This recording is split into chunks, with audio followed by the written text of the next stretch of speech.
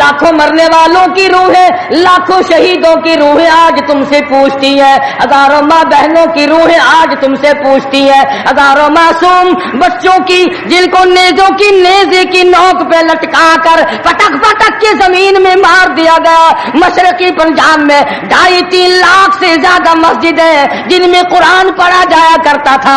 आज जाके देखो गधे पेशाब कर रहे हैं, खंजीर बंधे खड़े हैं, गोबर पाथी पक रहे हैं, चारों तरफ से बेअदबी हो रही है। वो कई लाख मस्जिदों के मीनारे तुमसे आज के दिन पूछते हैं, और मुसलमानों ये तुमने क्या किया। अस्सलाम वालेकुम प्यारे दोस्तों, आज फिर से हम आपके लिए एक बहुत ही प्यारा बयान लेकर हाजिर हुए हैं। बयान का उन्वान है हिंदुस्तान पाकिस्तान कैसे अलग हुए। तो दोस्तों सुनते हैं इस बयान को। सन 46 में मुसलमानों से वादा किया गया था, वो ख्वाब आज तक शर्मिंदा ताबीर न हो सका। आए और चले और मर गए, आए और चले गए और मर गए, लेकिन खुदा के कुरान से फरेब किया, अल्लाह के निजाम से दगा की, धोखा किया, कौम से धोखा, खुदा से धोखा, खुदा के कुरान से धोखा। नस्लें बदल गई। इतना लंबा अरसा गुजरने के बाद आज तक इस्लाम की बिस्मिल्लाह शुरू न हो सकी। और आपको मालूम है कुछ लोग अभी जिंदा हैं कि किन हालात में पाकिस्तान बना, और क्या लोगों का ख्याल था, और क्या सोच थी, और क्या तसव्वुर था, और फिर बना हुआ क्या देखा। उलमा इकराम ने हमेशा जद्दोजहद की, उलमाए हक ने हमेशा ललकारा। इन्होंने ये आवाज निकाली कि मौलवी आपस में लड़ते हैं, हम कौन से मौलवी का इस्लाम नाफिज करें। कुतुब आलम हजरत मौलाना अहमद अली साहब लाहौरी सब कैद रहमतुल्लाह अलैह ने 52 उलमा की कमेटी कराची में बिठाकर शिया, सुन्नी, देवबंदी, बरेलवी, अहले हदीस तमाम उलमा से एक दस्तावेज कराकर इनको तैयार करके इनके हवाले कर दी कि आईने खुदाबंदी में हमारा कोई इख्तलाफ नहीं। तो उलमा की बात तो खत्म हो गई। अब रही बात ये कि वो कौन लोग थे जिन्होंने पाकिस्तान बनाया और किस तरह से ये मुल्क बना। पैसे से नहीं बना, इन सरमायादारों और जिम्मेदारों से नहीं बना, ये मुल्क नवाबों ने नहीं बनाया, जागीरदारों ने नहीं बनाया, बल्कि इस मुल्क की बुनियाद में हजारों नहीं लाखों आदमियों की जान लगी।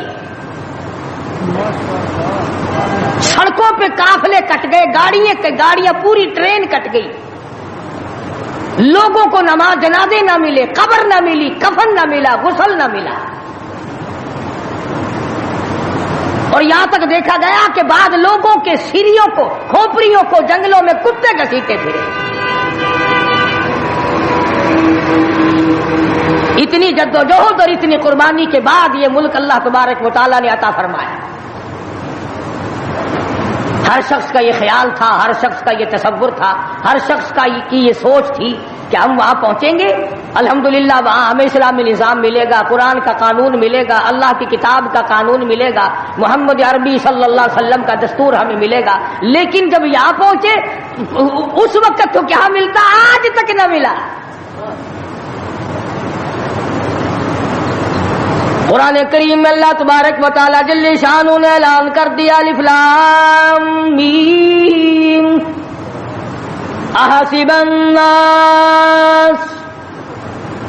क्या लोगों का ये ख्याल है, क्या लोगों का ये गुमान है, क्या लोगों ने ये तसव्वुर कर रखा है, क्या लोगों ने अपने दिलों में ये बात बिठा रखी है, अहसिबन नास युतरकू अयकूलू आमन्ना, ये कि इतना कहने पर छोड़ दिए जाएंगे आमन्ना, हम तो तेरी जात को मानते हैं। اتنا کہنے پر چھٹکارا ہو جائے گا، موت کے وقت کامیاب ہو جائے گا آدمی، قبر کے وقت کامیاب ہو جائے گا، پلسرات میں کامیاب ہو جائے گا، میدان حشر میں کامیاب ہو جائے گا، صرف اتنا کہنے سے آمنا، او پروردگار میں تو تیری ذات کو تسلیم کرنے والا تھا، میں تو تجھے ماننے والا تھا۔ آواز آتی ہے ارے تم بھی دوستوں کو پرکھ کے دیکھتے ہو، رشتہ داروں کو آزما کر دیکھتے ہو، وَهُمْ لَا يُفْتَنُونَ، میں بھی تو تمہیں آزما کر دیکھوں گا تم کیا کرتے ہو، زبان سے کیا کہتے ہو اور عمل کیا کرتے ہو۔ وَلَقَدْ فَتَنَّا الَّذِينَ مِن قَبْلِهِمْ فَلَيَعْلَمَنَّ اللَّهُ الَّذِينَ صَدَقُوا وَلَيَعْلَمَنَّ الْكَاذِبِينَ۔ فرمایا البتہ تحقیق میں خدا کی یہ عادت ہے، میں خداوند کریم کا یہ مزاج ہے، میں پروردگار عالم کے یہاں یہ طریقہ ہے، میں بھی آزما کر دیکھا کرتا ہوں یہ مجھے ماننے والا زبان کی نوک سے مانتا ہے یا دل کی کوٹھڑی میں بھی میرے لیے کوئی جگہ موجود ہے، میں بھی دیکھتا ہوں۔ لیکن آج حالات یہ ہیں، پروردگار عالم نے ہمیں پرکھا، ہمیں آزمایا، فرمایا وعد اللہ الذین آمنوا وعملوا الصالحات منکم، اللہ پاک فرماتے ہیں میرا ایمان والوں سے وعدہ ہے اور جو کام اچھا کرتے ہیں تم میں سے لیستخلفنہم فی الارض، میں ان کو زمین کی بادشاہت عطا کروں گا، ان کو ملکیت عطا کروں گا، ان کو میں دنیا کا اقتدار بخشوں گا، کما استخلف الذین من قبلہم، جیسا کہ میں نے پہلے لوگوں کو بھی آزمایا یوں ہی دے کر اقتدار۔ مگر ہم لوگ اقتدار کی نشے میں، کمانے کھانے کے نشے میں، تجارت کے نشے میں، زمین کے نشے میں، اپنی دولت کے نشے میں یہ سوچنا بھی بھول گئے کہ پروردگار عالم نے کتنا بڑا کرم کیا، کتنا بڑا فضل فرمایا کہ لوگوں کی قربانی سے یہ ملک بنا۔ گارے کی جگہ پاکستان کے جڑوں میں، بنیادوں میں جو گارا بن کر کے لگا ہے، رب ذوالجلال کی قسم اس میں پانی نہیں پڑا، مسلمانوں کا لہو لگا ہے۔ اینٹ روڑوں سے بنیاد نہیں بنی، اینٹ اور سلوں سے بنیاد نہیں بنی، پاکستان کی بنیاد میں شہزادیوں کی آبرو لگی، خانزادیوں کی عزت لگی، ہزاروں عورتیں دریائے جمنا میں ڈوب کے مر گئی، ہزاروں عورتوں نے جب دیکھا ہندو ہماری عزت پہ ہاتھ ڈالے گا، سکھ ہماری آبرو پہ ہاتھ ڈالے گا، سکھ اللہ کے قرآن کی توہین کرے گا، اپنے گھر میں سے عورتوں نے سونا نہ اٹھایا، چاندی نہ اٹھائی، بچے سینے سے نہ لگائے، گھر کا کوئی مال و متاع ساتھ نہ اٹھایا، ایک اللہ کا قرآن اٹھایا، کافر کا ہاتھ خدا کی کتاب کو نہ لگے، کافر کا ہاتھ مجھ اللہ کی بندی کو نہ لگے، سینے سے قرآن لگایا، دریا میں چھلانگ لگا دی۔ آج ہزاروں لاکھوں عورتوں کی روحیں ہم سے پکار پکار کر کے پوچھتی ہیں اور تم لوگ او دھوکے بازوں اور فریب کرنے والوں، یہ جشن کیسا، یہ رقص و سرود کیسا، یہ میلہ ٹھیلا کیسا، یہ چراغاں کیسی، یہ ناچ گانا کیسا، یہ ڈول ڈھپڑا کیسا، کس چیز پر تم آمادہ ہو، کس چیز پہ ناز کرتے ہو؟ ہم نے تو سنا تھا تم سب کچھ قرآن کے لیے کر رہے ہو، مگر تم نے قرآن کریم کو تو مردوں کے لیے اٹھا کے رکھ دیا۔ لاکھوں مرنے والوں کی روحیں، لاکھوں شہیدوں کی روحیں آج تم سے پوچھتی ہیں، ہزاروں ماں بہنوں کی روحیں آج تم سے پوچھتی ہیں، ہزاروں معصوم بچوں کی جن کو نیزوں کی نیزے کی نوک پہ لٹکا کر پٹک پٹک کے زمین میں مار دیا گیا۔ مشرقی پنجاب میں 2.5-3 لاکھ سے زیادہ مسجدیں جن میں قرآن پڑھا جایا کرتا تھا، آج جا کے دیکھو گدھے پیشاب کر رہے ہیں، خنزیر بندھے کھڑے ہیں، گوبر پاتھی پک رہے ہیں، چاروں طرف سے بے ادبی ہو رہی ہے، کئی لاکھ مسجدوں کے مینارے تم سے آج کے دن پوچھتے ہیں اور مسلمانوں یہ تم نے کیا کیا؟ دریائے جمنا کا پانی تم سے سوال کرتا ہے اور مجھ سے وضو کرنے والے مجاہدین کبھی یوں نہیں کیا کرتے جیسا کہ تم نے اپنی روش کو بنا رکھا ہے۔ اور پھر ویسے بھی ایک گھر میں میت پڑی ہو اور دوسرے گھر میں شادی ہو اور وہ باجا بجائیں تو علاقے کے لوگ یوں کہیں گے یہ بڑے سنگ دل ہیں، یہ بڑے پتھر دل ہیں، یہ بڑے احمق لوگ ہیں، برابر میں موت ہے، برابر میں قضیہ ہے، برابر میں فوتگی ہے اور یہ ناچ رہے ہیں۔ تمہیں کیا معلوم فلسطین کے مسلمان کے ساتھ کیا بن گئی؟ تم آج میلے ٹھیلے کا چکر بناتے پھرتے ہو، جاؤ فلسطینیوں کے پیاس سے مرنے والے بچوں سے جا کے پوچھو۔ اسرائیلی یہودی بدماش کسی طرح سے بھی پیچھے ہٹنے کو تیار نہیں۔ عرصہ گزر گیا، پانی بند کر رکھا ہے، بجلی بند کر رکھی ہے، پریشان ہے مسلمان، خدا کا نام لینے والے لوگ پریشان ہیں۔ فلسطین میں مسلمان کٹ گیا، افغانستان میں مسلمان ذبح ہو رہے ہیں، ایران عراق میں مسلمان کٹ رہے ہیں، ذبح ہو رہے ہیں، سری لنکا جیسا ملک بدھ مذہب رہنے والے لوگ جو کیڑی کو مارنا بھی برا جانتے ہیں مگر مسلمان کو کاٹ رہے ہیں، چاروں طرف مسلمان ذبح ہو رہا ہے، چاروں طرف مسلمان کٹ رہا ہے، چاروں طرف مسلمان مرد عورت کٹ رہے ہیں، ذبح ہو رہی ہیں اور ہم بیچ میں کھڑے ہو کر کے ناچیں گے۔ کھیل تماشا اس قوم کا مزاج نہ بناؤ، تماشا دیکھنے والوں تماشا خود نہ بن جانا۔ امام الانبیاء محبوب کبریا حضرت محمد مصطفیٰ صلی اللہ تعالی علیہ وسلم نے ارشاد فرمایا، او لوگو جب کوئی قوم کھیل تماشے میں پھنس جاتی ہے، جب کوئی قوم گانا بجانا اپنی زندگی کا محور بنا لیتی ہے، پھر اس قوم کو زمین پہ بسنے کا حق نہیں رہتا، وہ قوم زمین میں دس جانی چاہیے۔ ایک مر رہا ہے اور ایک رنگریلیاں منا رہا ہے۔ راولپنڈی کے شہری لوگ تنگ، 26 فٹ پانی شہر کی گلیوں سے گزر گئے، کیمپوں میں لوگ پڑے ہیں، تنگ ہیں، مکانات بے شمار منہدم ہو گئے، اور ہم 2 جھنڈی مجھے بھی دینا بھائی، میں نے بھی اپنے سر پہ لگانی ہے، جھنڈی تو لگانی ہے، کبھی بارڈر پہ جا کے تو للکار کسی کو۔ ادھر ایٹم بم بن رہے ہیں، ادھر مسلمانوں کے گلوں پہ چھرے چل رہے ہیں، ہم رنگ برنگی جھنڈیوں کے پیچھے پھر رہے ہیں۔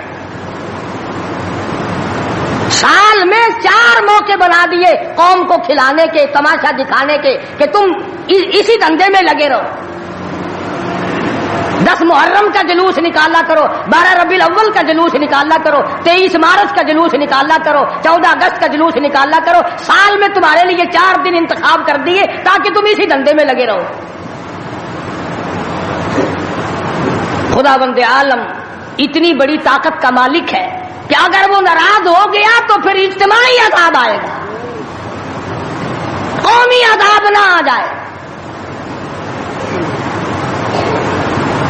14 اگست اللہ کے سامنے عاجزی کرنے کا دن تو ہے، استغفار کرنے کا دن تو ہے، توبہ کرنے کا دن تو ہے، اللہ سے ملک کے لیے، قوم کے لیے دعائیں مانگنے کا دن تو ہے، قرآن خوانی کے لیے دن ہے، درود شریف پڑھنے کا دن ہے، اللہ اللہ کرنے کا دن ہے۔ چاروں طرف یہود و نصارہ، ہندو کافر جو مسلمانوں کے خلاف سازشیں بنا رہے ہیں، ان کو ختم کرنے کے لیے، ان کو مرنے اور ان کے ملیا میٹ کے لیے دعا کرنے کا دن تو ہے، خیرات کرنے کا دن تو ہے، اللہ اللہ کرنے کا دن تو ہے، ناچ کا نہیں، گانے کا نہیں، ڈھول ڈھپڑے کا نہیں۔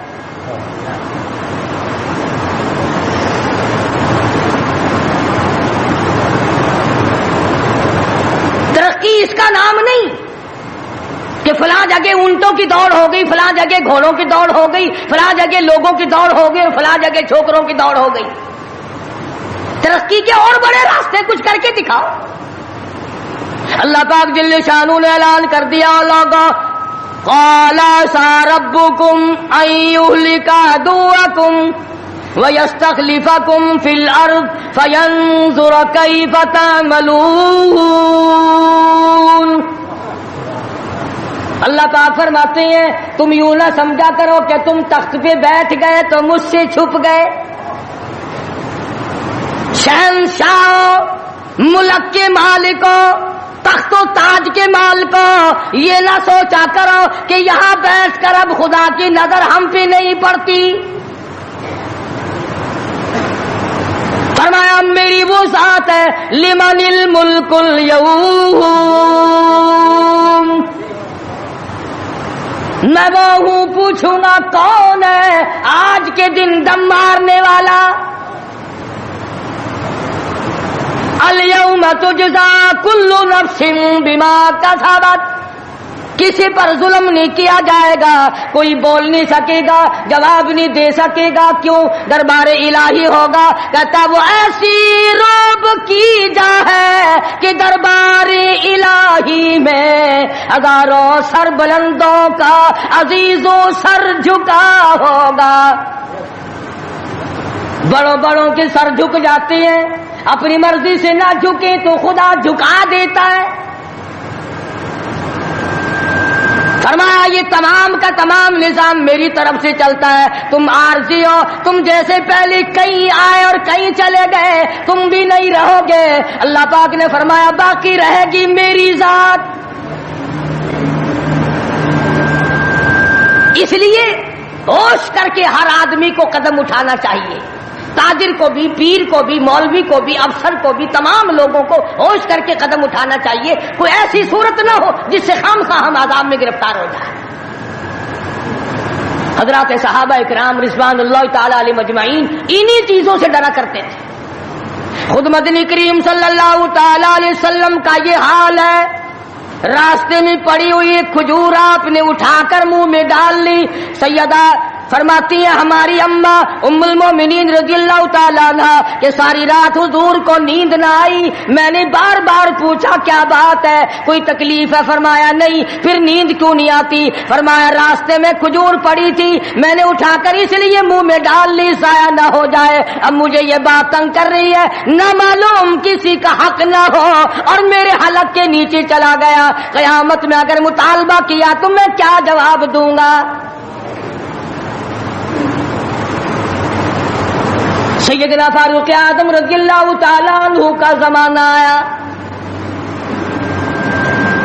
آپ نے اہل مدینہ کو اکٹھا فرمایا اور فرمایا کہ تم جانتے ہو میں تجارت کرتا تھا اور آج تم نے مجھے ایک کام میں مشغول کر دیا خلافت کے، اب میرے گزر اوقات کی کیا صورت ہوگی؟ تو تمام صحابہ اکرام نے، اہل مدینہ نے یہ فیصلہ کیا کہ متوسط درجے کا جو کھانا ایک عام آدمی کھا سکتا ہے اتنا وظیفہ مقرر ہو جائے. چنانچہ فاروق اعظم رضی اللہ تعالیٰ عنہ کا وظیفہ مقرر ہو گیا. امیر المومنین خلیفۃ المسلمین 22 لاکھ مربع میل کا حکمراں، کابل سے لے کر طرابلس تک کا حکمراں فاروق اعظم، جس کو خدا کے نبی نے اللہ میاں سے مانگ کے لیا. ایک دن جمعے کے اندر خطبہ ارشاد فرما رہے ہیں، خطبہ دے رہے ہیں. صحابہ کہتے ہیں ہم نے امیر المومنین فاروق اعظم کو، تحمد کو دیکھا، منجلے اور لنگی کو دیکھا. ایک لنگی میں، ایک چادر میں 12 پیوند لگے ہوئے تھے. 12 پیوند، 22 لاکھ مربع میل کا حکمراں، اس کے تہمند میں 12 پیوند ہے، ایک پیوند چمڑے کا بھی ہے. آج تو پیوند لگانا ہمارے یہاں عیب بھی ہو گیا. کون اس بات کا خیال کرتا ہے؟ ایک اور جمعے میں دیر سے تشریف لائے فاروق اعظم رضی اللہ تعالیٰ عنہ. لوگوں نے عرض کیا کہ آپ نے دیر کی. فرمایا یہ کپڑے جو تمہارے سامنے پہن کر آیا ہوں میرے پاس یہی کپڑے ہیں، یہ دھوئے تھے، خشک نہ ہوئے تھے، اس لیے آدھے گیلے آدھے سوکھی پہن کر آ گیا ہوں. دیر اس لیے ہو گئی، میں بادشاہ ہوں، میں امیر المومنین ہوں، میں خلیفہ ہوں، میں مدنی کریم صلی اللہ علیہ وسلم کا جانشین ہوں، تمہارا امیر اور امام ہوں، لیکن غریب اتنا ہوں کہ یہی کپڑے ہیں میرے پاس جو تمہارے سامنے پہنے کھڑا. ادھر ہمارا حال دیکھ لو کیا بنا ہوا ہے. جس ملک کا چوڑا بھی بے ایمان ہو وہ ملک ترقی کیسے کرے گا؟ صفائی کرنے والا بنگی 4 دن تک چکر نہیں لگاتا. پوچھے کون؟ جب ہم سارے تقریباً کانے ہیں تو سوال کون کرے گا؟ ہم سے پوچھے گا کون؟ آپ مارکیٹ میں بیٹھ کر چوری کرتے ہیں، ہم مولوی غلط مسئلے بتا کر مسجد میں چوری کرتے ہیں، افسر عدالت میں قانون کی چوری کرتا ہے، ڈاکٹر اسپتال میں چوری کرتا ہے، اس کا یہ مطلب ہوگا کہ ہم سب چور نہیں؟ صحیح مسئلہ بتلاؤ تو مولوی کی تنخواہ 6 مہینے نہیں ملتی، 1 مہینے کی۔ کون صحیح بات کو برداشت کرے؟ متولی صاحب اگر مسئلہ پوچھے نا، بیچارے مولوی کو کہنا پڑتا ہے ہاں جی چلو مسئلہ تو یوں ہے، پر جو آپ کہتے ہیں وہ بھی ٹھیک ہو سکتا ہے، اس لیے اگر یوں نہ کہے تو پھر مسجد میں کیسے ٹھہرے گا؟ سیدنا فاروق اعظم رضی اللہ تعالیٰ عنہ کھانا کھا رہے ہیں، ایک بہت بڑا امیر آدمی آ گیا، فاروق اعظم نے فرمایا آؤ کھانا کھا لو۔ انہوں نے کھانا کھانا شروع کر دیا، صحابی ہے وہ بھی، امیر آدمی ہے صحابی۔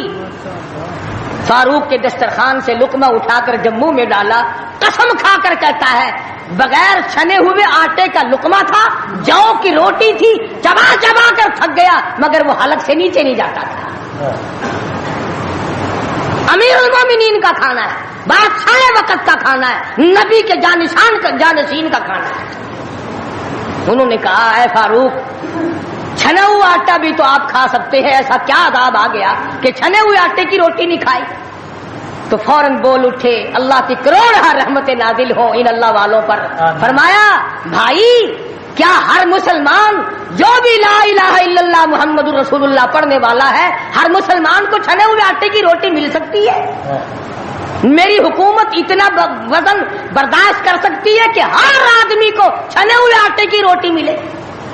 انہوں نے کہا نہیں۔ فرمانے لگے جب تک ہر آدمی کو نہ ملے فاروق، کون ہوتا ہے جو چھنے ہوئے آٹے؟ یہ چاروں صحابہ عشرہ مبشرہ میں سے ہیں، جلیل القدر صحابہ ہیں، حضور صلی اللہ علیہ وسلم کے پیارے صحابہ ہیں، حضور کے چہیتے صحابہ ہیں۔ آپس میں چاروں بیٹھ کے بات کرنے لگے، یارو کمال ہو گیا، ہمارا امیر ہو، ہمارا بادشاہ ہو، ہمارا خلیفہ ہو اور اتنا تنگ،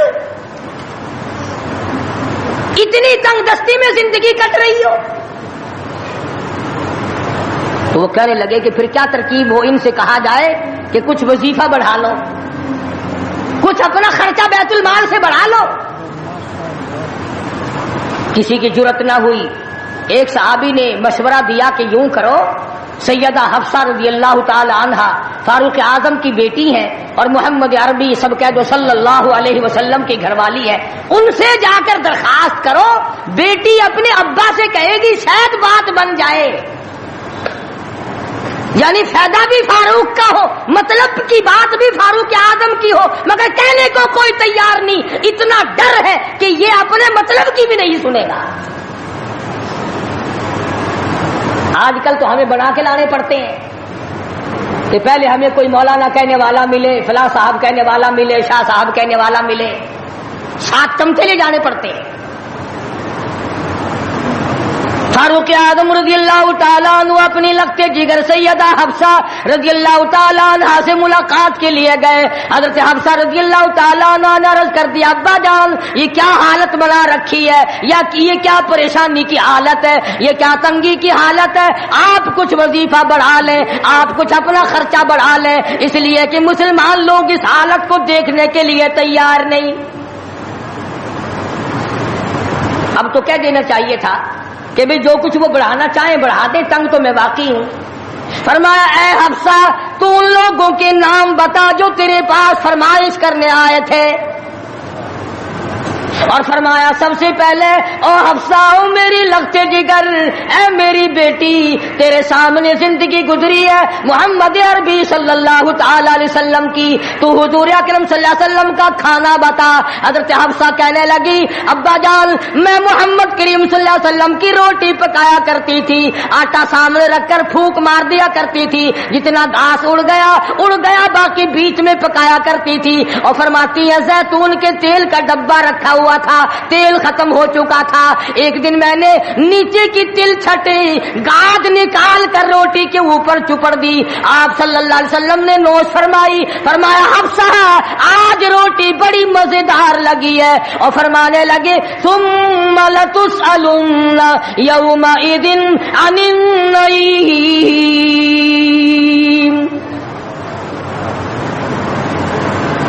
فاروق اعظم رضی اللہ تعالیٰ عنہ فرمانے لگے اے حفصہ میرے تیرے نبی نے میرے تیرے محبوب نے دنیا میں یہ کھانا کھایا ہو اور میں ان سے الگ کھانا تلاش کروں میری ان کی ملاقات کیسے ہوگی؟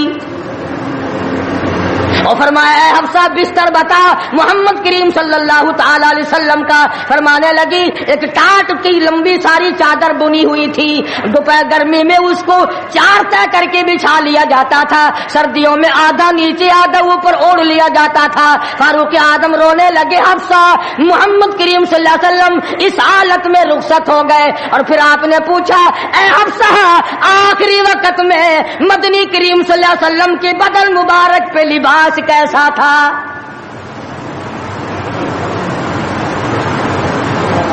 وہاں لباس کی حالت کھانے کی حالت یہ ہے, یہاں بنگلوں کی گنتی نہیں کوٹھیوں کی گنتی نہیں. اور یہ نہیں سوچتے اگر عذاب آ گیا تو یہ بنگلے یہ کوٹھیاں نہیں بچا سکیں گی. یہ رشوت بٹور بٹور کر کے محل بنانا یہ تو کبھی بھی کام نہیں آئے.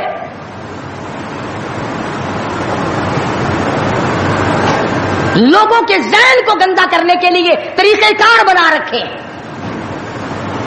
خدا کی بات پرس سے کون پیچھے رہ سکتا ہے؟ جب وہ پکڑتا ہے پھر توبہ کی مہلت نہیں دیتا. فرعون کے سر میں 400 سال تک درد کبھی نہیں ہوا, نزلہ کبھی نہیں ہوا. فرمایا حتی اذا ادرکہ الغرق, جب آیا نا دریا کے بیچ میں تو لگا ایک غوطہ اور یوں اوپر کو آیا, بڑا بزدل تھا, کہنے لگا آمنت انہ لا الہ الا الذی آمنت بہ بنو اسرائیل وانا من المسلمین. میں رب العالمین کو مانتا ہوں, میں بنی اسرائیل کے رب کو مانتا ہوں. آواز آئی جبریل اس کے منہ میں گاڑا ٹھونس دے. یہ مجھے ماننے لگا ہے جب میں نے پکڑ لیا. میری پکڑ کے وقت ماننا یہ تو کہ ماننا نہ ہوا. کوٹے میں کتنا بڑا عذاب آیا, سینکڑوں آدمی مر گئے, کتنے لاپتہ ہو گئے. چاروں طرف خلقت خدا کی پریشان ہے. بس ایک ہی آواز آ رہی ہے تیاری کرو, مکان چمکاؤ, دکان چمکاؤ, بازار چمکاؤ, دندا بے شک نہ ہو پر چمکائے رکھو. تو جیسے عورتوں میں بیماری نہیں پھیل جاتی, 80 سال کی بڑھیا سرخی لگا کے چل دیتی ہے. چمک, کارنامے کی چمک پیدا کرو, اعمال کی چمک پیدا کرو, ایمان کی چمک پیدا کرو. محمد کریم صلی اللہ علیہ وسلم کے نظام کو چلا کر وہ چمک پہ دھمک پیدا کرو, وہ ترقی پیدا کرو کہ دنیا کی قوم کو پتا چل جائے کہ یہ اللہ اور اس کے رسول کے ماننے والے بن گئے. اب ان سے خطرہ کھاؤ. تمہیں معلوم ہے فاروق کے ایک ایک کپڑے میں پیون تو 12 تھے, پیٹ میں روٹی جو کی تھی, مگر چاروں طرف کے کافر کانپا کرتے تھے, لرزتے تھے کہ اگر فاروق کا ادھر سے گزر بھی ہو گیا تو بات بگڑ جائے گی. یہاں تک حالات بنے صحابہ کرام کے, اللہ تعالیٰ کی کروڑ رحمت نازل ہو, صحابہ کرام کی قبروں پر آمین کہو کہ 5 لاکھ کے مقابلے میں 5 محمد کے غلام کامیاب ہو گئے. 5 لاکھ کے مقابلے میں حضور کے 5 غلام کامیاب. اس 3 میں 3 مسلمان گئے, پورے ملک کے مقابلے میں 3 مسلمان کامیاب. وہ مسلمان تھے صحیح معنوں میں. مسلمان کو کوئی شکست نہیں دے سکتا, مسلمان کو کوئی مار نہیں سکتا. آج ہم یہودیوں اور عیسائیوں کا کھلونا بن کر کے مار کھا رہے ہیں. آج ہم ان کے ہاتھوں کے تاش کے پتے بنے ہوئے ہیں. آج ہم ان کے اشاروں پہ سب کچھ کرتے ہیں. چاروں طرف مسلمان کا لہو بہ رہا ہے. مغلیہ خاندان کے بادشاہوں کے واقعات کتابوں میں موجود ہیں. آپ پڑھ کر کے دیکھ لیں کہ جن لوگوں نے اچھے کام کیے ان کی زندگی کیسے گزری, اور جن لوگوں نے برے کام کیے ان کی زندگی کیسے گزری. لوگ ان کا نام لینا بھی گوارا نہیں کرتے. کیا بات تھی. سلطان عالمگیر رحمت اللہ علیہ جہاں بادشاہ وقت تھا, جہاں پورے ہندوستان کا مالک تھا, وہاں مدنی کریم صلی اللہ علیہ وسلم کی 5000 حدیث تو زبانی یاد تھی. بادشاہ کو 5000 حدیث زبانی یاد تھی.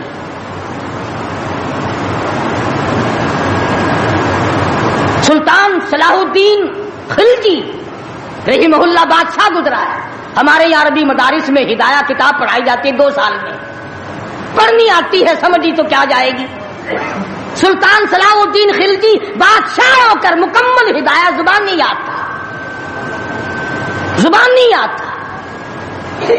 عالمگیر بادشاہ کی فوج کا جو کمانڈر تھا وہ اتنا بڑا عالم تھا کہ آج بھی شرح عقائد وغیرہ اور امور عامہ اور میر زاہد وغیرہ جو کتابیں ہیں منطق کی اور طرح طرح کی، یہ تمام عالمگیر کی فوج کے کمانڈر کی لکھی ہوئی ہیں. اللہ والے تھے. اور حد یہاں تک ہو گئی کہ مغلیہ خاندان کی ایک لڑکی ہے سلیمہ سلطانہ، اس نے قرآن مجید کی ترجمے کی تفسیر کی کتاب مانگی. ملا عبد القادر بدایونی انچارج ہے کتب خانے کا، کتاب گم ہو گئی تو لڑکی نے باپ سے لڑ کر جائیداد ضبط کرا دی کہ قرآن کی تفسیر کی کتاب کتب خانے سے کیوں گم ہوئی. اتنا بڑا علم کا قدر تھا لوگوں کے دلوں میں. اور محمد کریم صلی اللہ علیہ وسلم کے دین کو لوگ بادشاہ مانا کرتے تھے، وزیر مانتے تھے، سفیر مانتے تھے، درویش و قلندر مانتے تھے. عوام کے تمام جذبات جو تھے وہ اسلام کے صحیح احساسات کے مطابق تھے. تو میں عرض کر رہا تھا یہ کسی کا گلہ نہیں، یہ کسی کا شکوہ نہیں، کسی کو گالیاں دینا مقصود نہیں. اگر اتنی بات کہہ دوں تو کوئی بیجا نہ ہوگا کہ حرف آئے نہ کہیں، حرف آئے نہ کہیں ان کی مسیحائی پر، حرف آئے نہ کہیں ان کی مسیحائی پر. اور درد اتنا تو نہ تھا تیری دوا سے پہلے. یہ تو بہت زیادہ کڑوی ثابت ہوئی تیری دوا. یہ تو پہلے درد سے بھی زیادہ درد ہو گیا، تو نے یہ کیسی دوا پلا دی. اور بڑا عجیب شعر یاد آیا. فرق ہے تیرا میرا، فرق یہ کہتا کہ تیرا پیام اور ہے میرا پیام اور ہے، تیرا پیام اور ہے میرا پیام اور ہے، عشق کے درد مند کا طرز کلام اور ہے.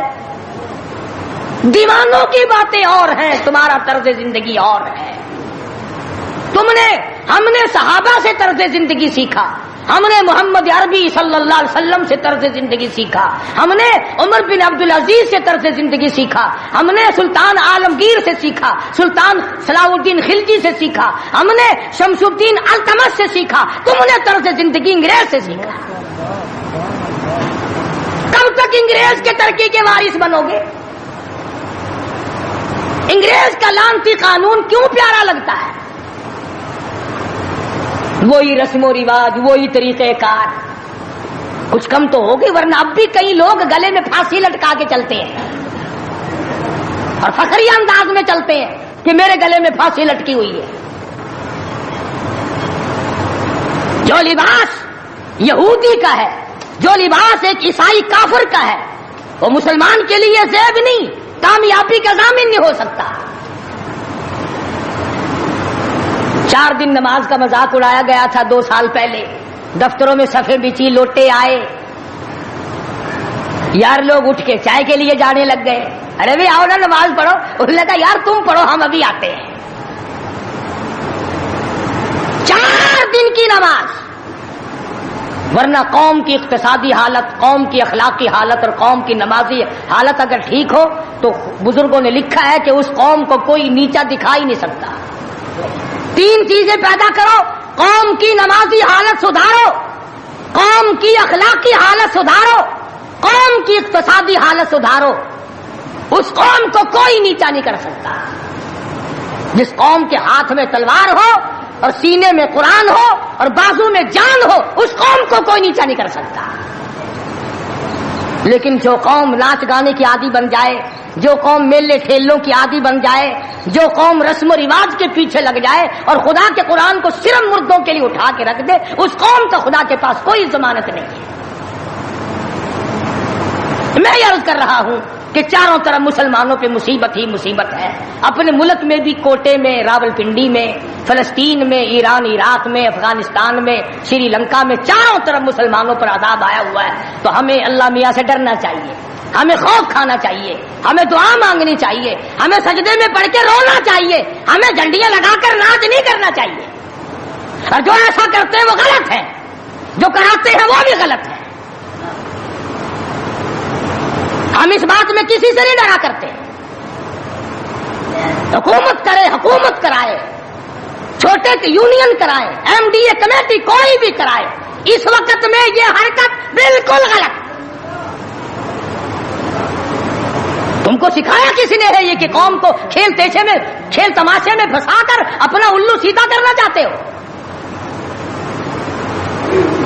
قوم کی نمازی حالت کو بہتر بناؤ، قوم کی اقتصادی حالت بہتر بناؤ، قوم کی اخلاقی حالت بہتر بناؤ. قوم کو سمجھاؤ کہ بہو بیٹی کی عزت ایک ہے، بہن بیٹی کی عزت ایک ہے، تم سب کی بہن ایک ہے، تم سب کی عزت اور آبرو ایک ہے، تمہارا خدا ایک ہے، تمہارا نبی ایک ہے، تمہارا کعبہ ایک ہے، تمہاری دلی اللہ پاک نے جنت ایک بنائی ہے اور ایک ایمان کا رستہ بنایا ہے.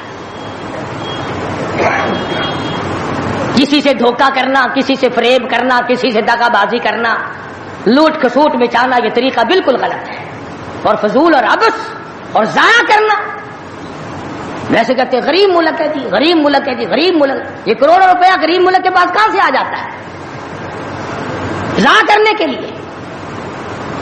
ہم تو یہ کہیں گے کہ کل کو 14 اگست ہے، کل کو زیادہ سے زیادہ عبادت کرو، فلم نہ دیکھو، تلاوت کرو، استغفار کرو.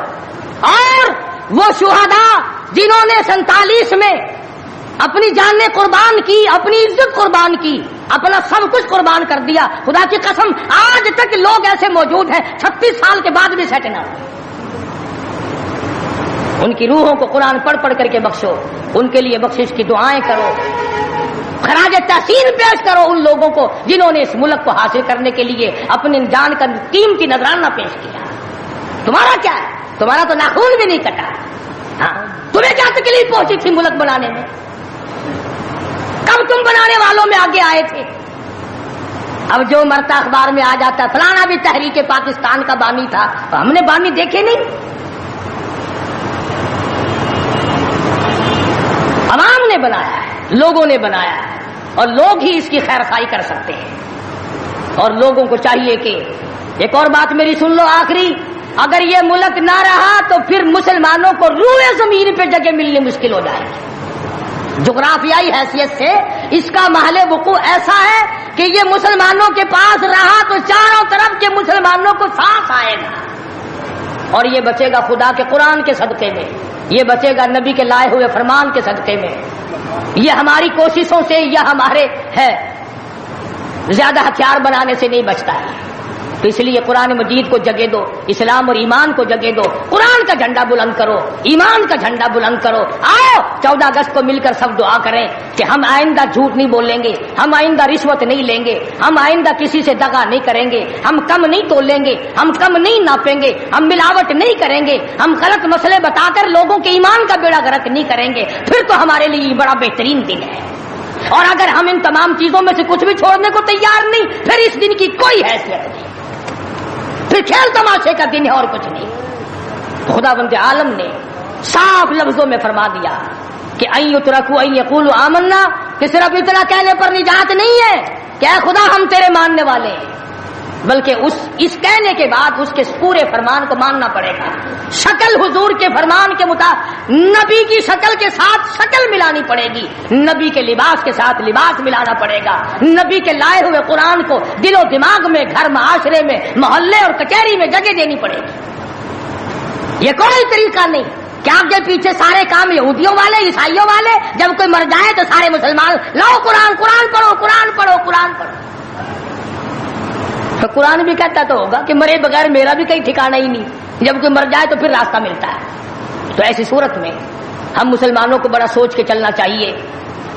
مسلمانوں اپنی تاریخ پڑھا کرو، احمد شاہ ابدالی کی تاریخ پڑھو، شہدائے بالاکوٹ کی تاریخ پڑھو، مغلیہ خاندان کے بہادروں کی تاریخ پڑھو کہ وہ کیسے لوگ تھے، عمر بن عبدالعزیز کی تاریخ پڑھو، سیدنا خالد بن ولید کی تاریخ پڑھو، سیدنا امام حسین رضی اللہ تعالیٰ عنہ کی تاریخ پڑھو، حضرت علی رضی اللہ تعالیٰ عنہ کی تاریخ پڑھو۔ ہمارے جو اسلاف تھے وہ بہت کچھ تھے، اور خدا کی قسم دنیا نے ان کو مانا ہے۔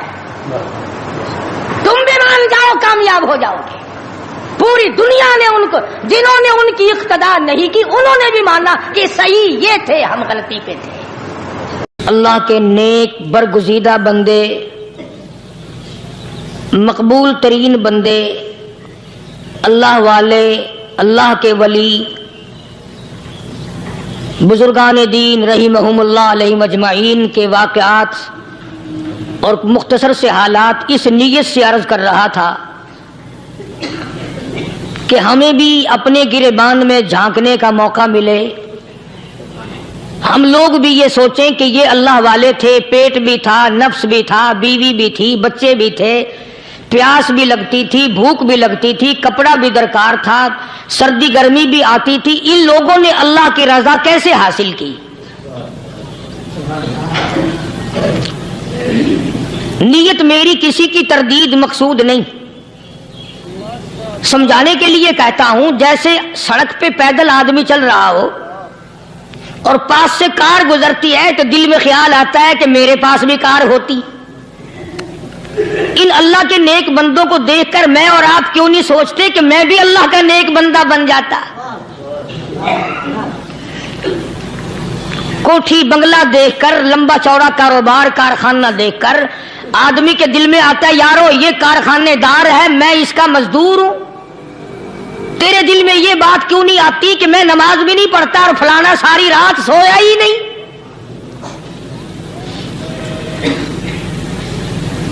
ہم لوگ اپنے معاملات میں، اپنے کردار کے بارے میں آخر کب سوچیں گے وہ کون سی نئی زندگی ملے گی؟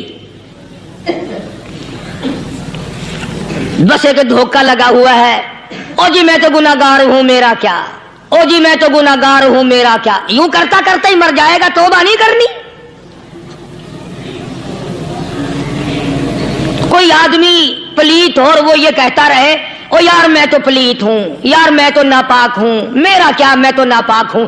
اللہ کے بندے پانی کے پاس جا، غسل کر، پھر ہی تو پاک بنے گا۔ اپنے آپ کو پلیت پلیت کہتا رہے یوں تو پاک نہیں بنے گا۔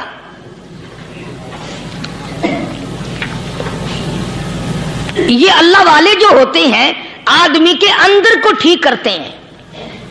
جیسے ڈاکٹر کہتا ہے کہ اگر بلڈ پریشر کے مریض ہو تو نمک نہ کھاؤ، شوگر کے مریض ہو تو میٹھا نہ کھاؤ، بادی کے مریض ہو تو آلو نہ کھاؤ۔ اللہ والا کہتا ہے اگر تمہارے اندر شرک کی بیماری ہے تو خدا کے دروازے کے سوا کہیں نہ جاؤ۔ اللہ والے اندر کا علاج کرتے ہیں، روحانی علاج کرتے ہیں، اس بیماری کا علاج کرتے ہیں جو قبر میں کام آئے گی۔ جب اللہ والوں کی مجلس میں بیٹھو گے تو وہ تمہیں یہ بتائیں گے کہ نبی کی سنتوں کے پھول چھوڑ کر بدعت کے کانٹوں کی طرف نہ جاؤ۔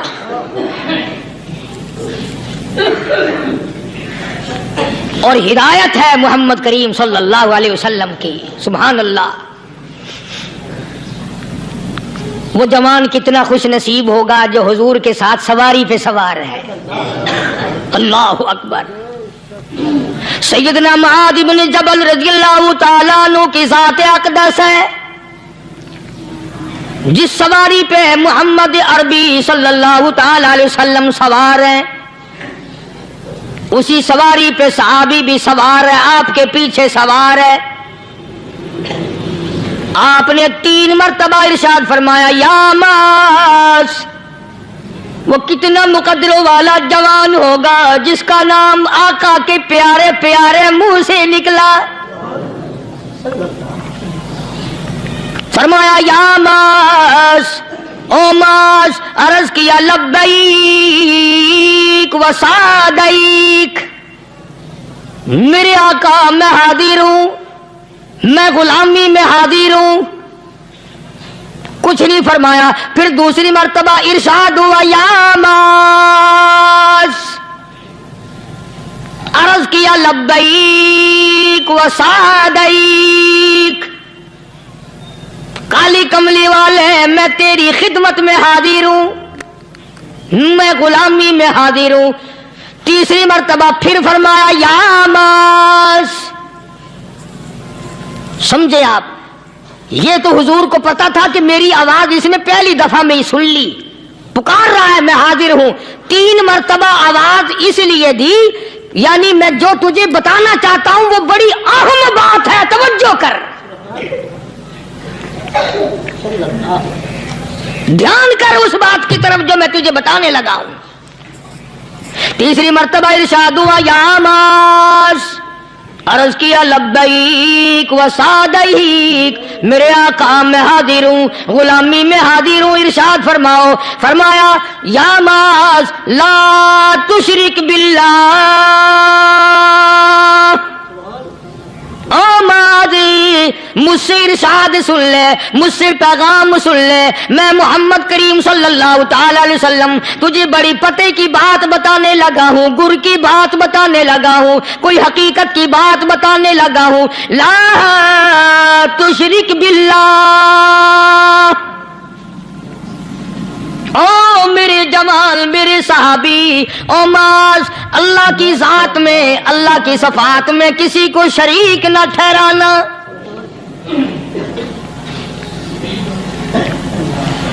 کسی کو بگڑی بنانے والا نہ سمجھنا، کسی کو پریشانی دور کرنے والا نہ سمجھنا، زندہ کرنے والا، مارنے والا، فقیر بنا دینے والا، فقیر کو شہنشاہ بنا دینے والا اس کے سوا کوئی نہیں۔ چلو ہو گئی بات، فرما دیا آپ نے کہ شرک نہ کرنا۔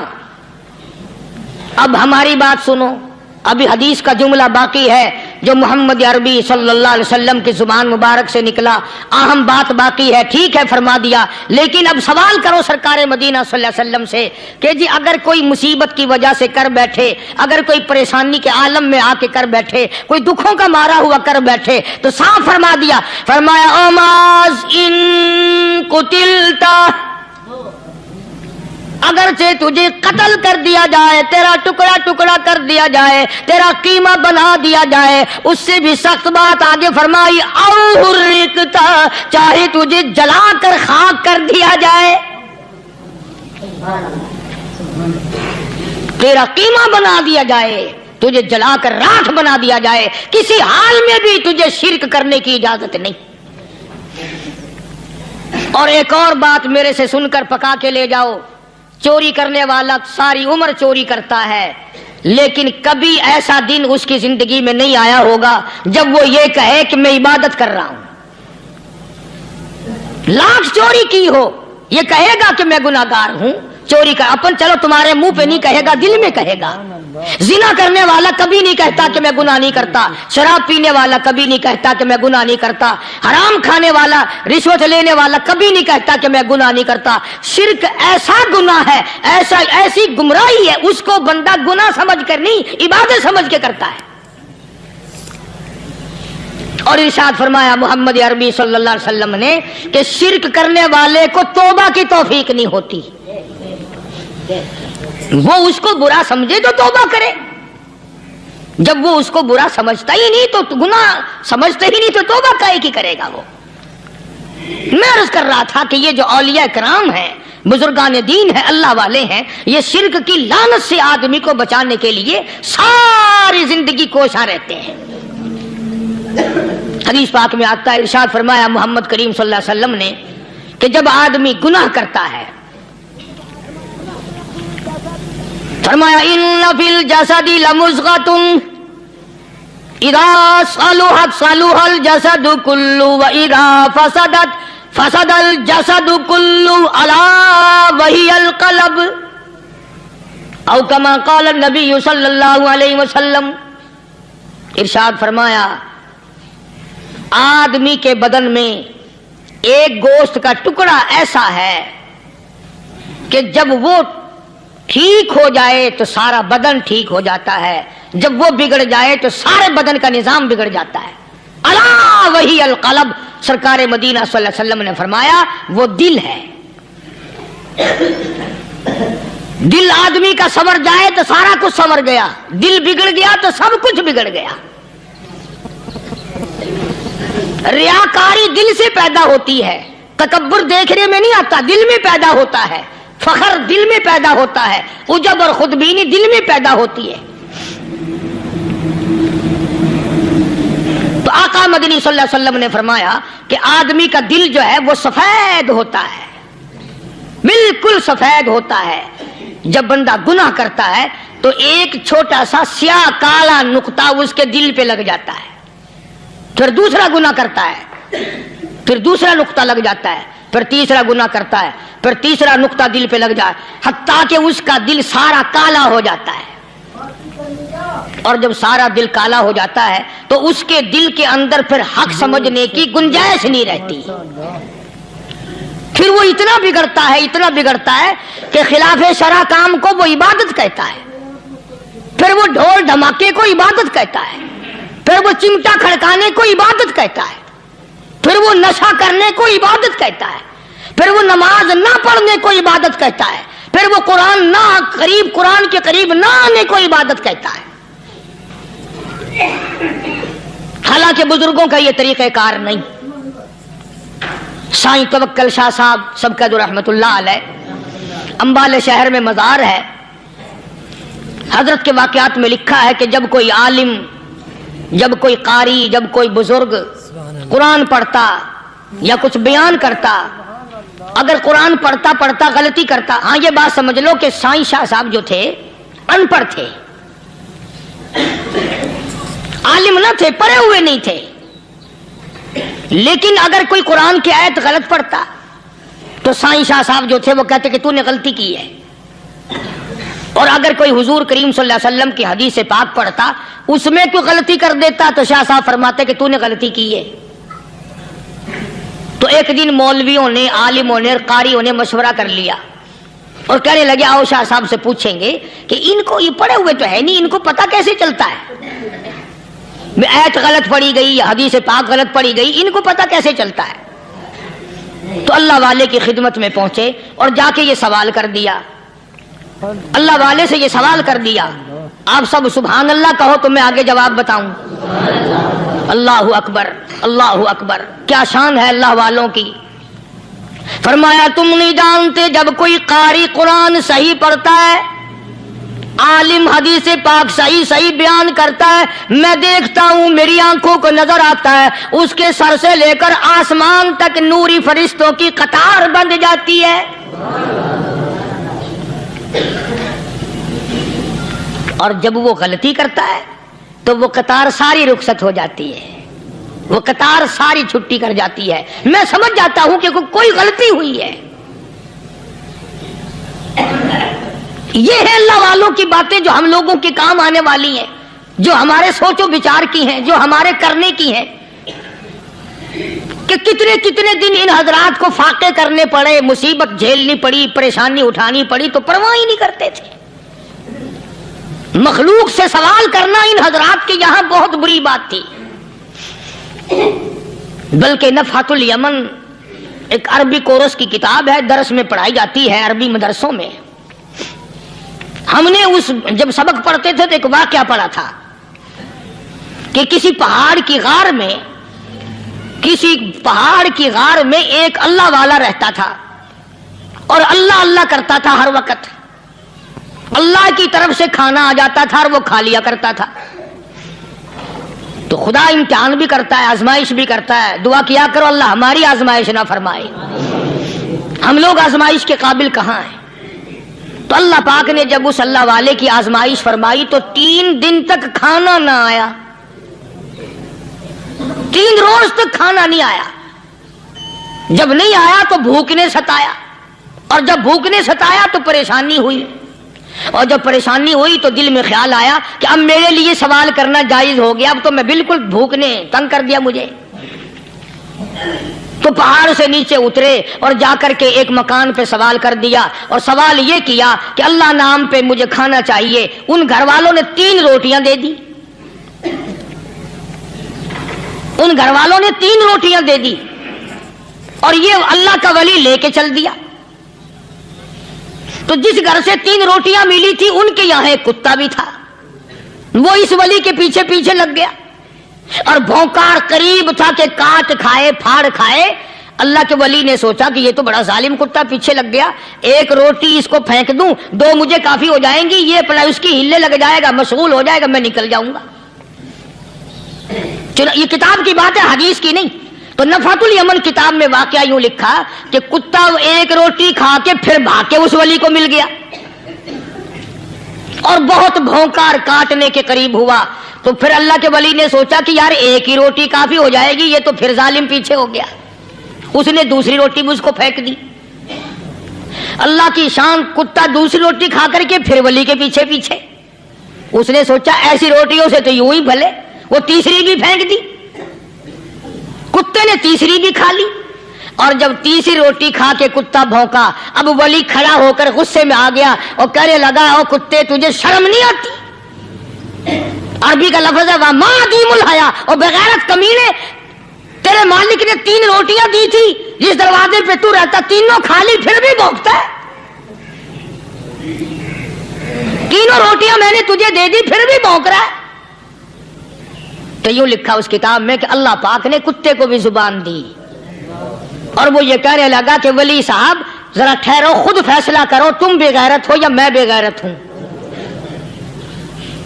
فیصلہ جناب کریں، میں کتا ہوں، آپ ولی ہیں، جنت کے کھانے کھائے، ارے 3 دن نہ ملا تو آدمی کے دروازے پہ آ کے ماتھا گھسایا، جھولی پھیلائی، بھیک مانگی، مجھ سے قسم لے لو میں کتا ہوں، کئی مرتبہ 8 دن ٹکڑا نہیں ملتا، قسم لے لو اس دروازے کے سوا کبھی کسی دوسرے دروازے پہ نہیں گیا میں۔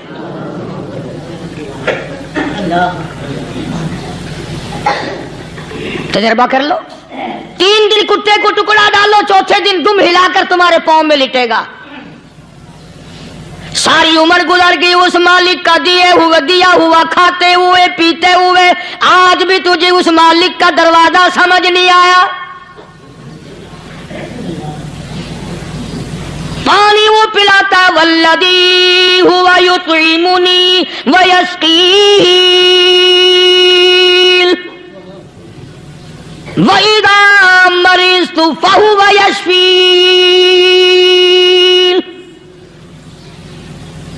کتنا کھلاتا ہے، کتنے اعلیٰ درجے کے کھانے کھلاتا ہے، طرح طرح کے کھانے کھلاتا ہے۔ پالا اس نے، سنبھالا اس نے، زندگی اس نے دی، اولاد اس نے دی، خوبصورت بیوی اس نے دی، گھر آباد اس نے کیا، تھوڑی سی پریشانی آ گئی، اب جا کے قبر کے سامنے جھکا کھڑا ہے، اس مالک سے میرا کام نہیں چلا، او 4 گز زمین میں پڑنے والے، تو میری حاجت روائی کر دے۔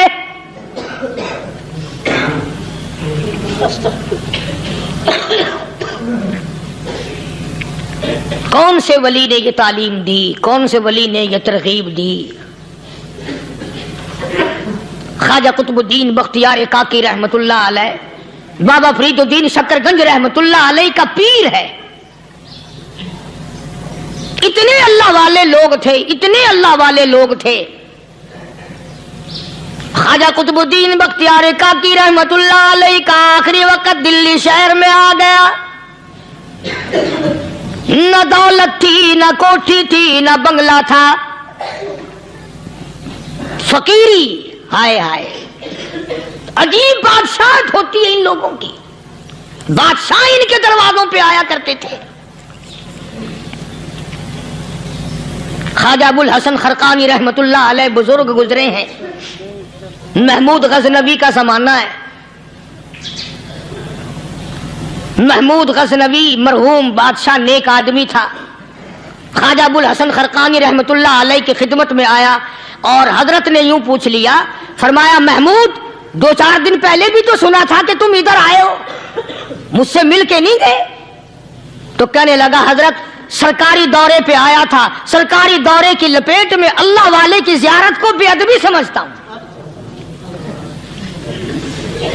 اللہ والے کی زیارت کرنے آؤں، کام کوئی اور لے کر آؤں اور اللہ والے کی زیارت کروں؟ میرے نزدیک یہ بے ادبی ہے۔ فرمایا آج ارادہ کر کے آئے ہو کہ جی ہاں ارادہ کر کے آیا ہوں۔ बातें होती रही। महमूद कहने लगा, हजरत आज बहुत बड़ा काम लेकर आया हूं, दुआ फरमाओ। सोमनाथ के मंदिर पे हमले का इरादा है। 70 राजाओं की फौज आएंगी, 70 बादशाहों की फौज आएंगी, 70 राजा हिंदू अपनी फौज लेकर आएंगे। मैं अकेला मुसलमान मुकाबले में आऊंगा। दुआ फरमाओ वो कादिर करीम मुझे फतह अता फरमाए। कैसी नीयत लेकर आया करते थे बादशाह लोग फकीरों के दरबार में।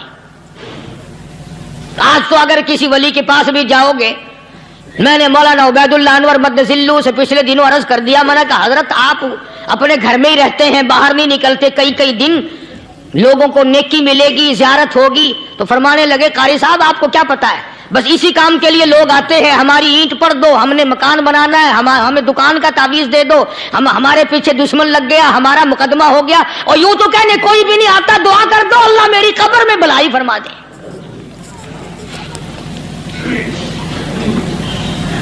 तो महमूद गजनवी ने ख्वाजा अबुल हसन खरकानी से दरखास्त की कि आप दुआ फरमाएं। अल्लाह वाले ने दुआ भी फरमाई और अपना मुसल्ला दे दिया। यूं फरमाया, महमूद जब मुश्किल वक्त आ जाए इस मुसल्ले पे खड़े होकर 2 रकात नमाज अदा करना। पता चला कि अल्लाह की मदद जो है वो नमाज के साथ है। मैं तुम्हें भी बताता हूं, वली तो मैं नहीं। जब भी कोई परेशानी आए, जब भी कोई तकलीफ आए, फरमाया इस्ताईनो बिस्सब्री वस्सलाह, नमाज पढ़ो इंशाअल्लाह आसानी होगी। सब्र कर, नमाज पढ़। इन्नल्लाह मस्साबिरीन,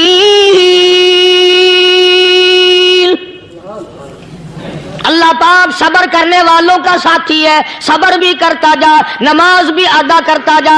जिससे तेरा बिगाड़ है यूं भी सोचता जा मेरी तरफ से कोई जुल्म ना हो जाए, मैं मारा जाऊंगा। छल्ला साथ लेकर चला गया और अपनी फौज को लेकर के सोमनाथ के मंदिर पे हमला कर दिया। मुसलमान फौज बड़ा सफर करके आई थी, दूर से आई थी, थकी हुई थी, चूर चूर थी, इतने हालात न थे, इतने हथियार न थे। 70 राजाओं की फौज के मुकाबले में मुसलमानों को शिकस्त हो गई। महमूद गजनवी को खबर दी गई, बादशाह शिकस्त हो गई। महमूद ने 2 रकात नमाज अदा की। और ये भी बता दूं, अल्लाह वालों का इतना अदब किया महमूद गजनवी ने कि उस मुसल्ले पे खड़े होकर नमाज नहीं पढ़ी, उसको सर के ऊपर रख के नमाज पढ़ी। मुसल्ला अल्लाह वाले का सर पे रख लिया और नमाज पढ़ी खुदा के हुजूर में। और फिर सर सजदे में रख दिया, मेरे परवरदिगार बेनियाज खालिक मालिक, मैं गुनाहगार सही, मैं स्याकार सही, मैं तेरा बंदा हूं। और मेरे मौला मुकाबला कुफर से है, हक परस्तों की न की तूने गर दिल जोई नहीं, ताना देंगे बुत के मुस्लिम का खुदा कोई नहीं। और मेरे परवरदिगार आज मुझे जलील ना कर, आज मेरी शिकस्त ना कर, आज मुसलमानों को शिकस्त ना दे। और बेनियाज परवरदिगार, काफिर कहेंगे इनका खुदा कहां गया। बस महमूद गजनवी ने अल्लाह की हुजूर में नमाज अदा की और दामन फैलाया और सर सजदे में रखा। वो इत्तला मिली कि शिकस्त फतह में बदल गई। चुनांचे जुम्मे का खुतबा महमूद गजनवी ने सोमनाथ के मंदिर के अंदर दिया। किस कदर अल्लाह वालों को दिलचस्पी थी इन मामलात से कि कौम के लिए भलाई हो, मुल्क के लिए भलाई हो, अवाम के लिए आखिरत की दुनिया की भलाई मकसूद थी। ख्वाजा कुतुबुद्दीन बख्तियार काकी रहमतुल्लाह अलैह दिल्ली शहर में रहते हैं। बादशाहों का जमाना है। अल्लाह अल्लाह क्या अजीब लोग थे। आज तो अच्छे भले दीनदार तबका नमाज पढ़ाने वालों को नमाज के, गुस्ल के, वुजू के मसाइल मालूम नहीं। دوستو ایسا وقت تھا سلطان صلاح الدین خلجی رحمت اللہ علیہ کو بادشاہ ہو کر عربی کی بہت بڑی 4 جلدوں میں کتاب ہے ہدایہ بادشاہ صلاح الدین خلجی کو زبان نہیں آتا، اتنی بڑی عظیم کتاب زبان نہیں آتی. وہ بادشاہ بھی ہوا کرتے تھے اور ولی بھی ہوتے تھے. سلطان عالمگیر رحمت اللہ علیہ بہت بڑا بادشاہ ہو کر، اورنگزیب ہے، عالمگیر ہے، اتنا بڑا عظیم بادشاہ، مگر حضور کریم صلی اللہ علیہ وسلم کی 5000 حدیث پاک اس بادشاہ کو زبان نہیں آتی. اور قرآن کا حافظ تھا، قرآن کا قاری تھا، قرآن کا عالم تھا، قرآن کا مفسر تھا، ولی بھی تھا، بادشاہ بھی تھا، اللہ والا بھی تھا. اور اتنا خوف تھا دل میں تمہیں کیا بتاؤں. اللہ اکبر. بادشاہ ہو کر کے کپڑا خریدا، مزدوری کر کے کپڑا خریدا بادشاہ نے، اور کپڑا خرید کر اس کی ٹوپیاں اپنے ہاتھوں سے سی. عالمگیر رحمت اللہ علیہ نے اس کی ٹوپیاں اپنے ہاتھوں سے سی اور چاندنی چوک دلی میں کھڑے ہو کر فروخت کی، بیچی. 6-7 روپے جمع کر کے ایک تھیلی میں بند کر کے اوپر لکھا عالمگیر کا کفن ان پیسوں سے خریدا جائے.